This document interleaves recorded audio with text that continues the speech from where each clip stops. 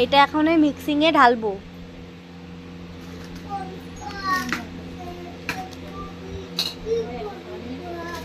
মশলা কষানোটা হয়ে গিয়েছে, এই দেখতে পারেন আপনারা। এই যে দিদি কলা পাতাটা কাটতেছে, আর ওই যে এই যে মাংস, এই মাটির হাঁড়িতে রানবো। আপনাকে মাটির হাঁড়ি দিয়ে দেখাতে ভুলে গিয়েছিলাম।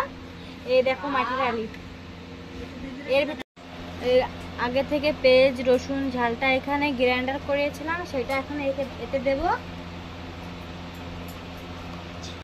এখন এই মাটির হাঁড়ির ভিতরে মাংসটা দেওয়া হচ্ছে, দেখুন। আর এইবার রাঁধছে আমার মামি। এই মাটির হাঁড়ি তো চুলোর পরে বানালে ভালো হয়, তা আমরা গ্যাসের পরে বানাইছি, দেখি কিরাম টেস্ট লাগে। এই যে গ্যাসের পরে বসাইছি, এখন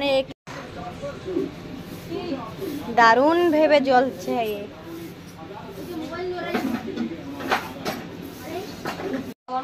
পুরাপুরি মাটির হাঁড়ির ভিতরে মাংসটা হয়ে গিয়েছে, দেখতে পারেন আপনারা কি সুন্দর হয়েছে মাটির হাঁড়ির ভিতরে। এই যে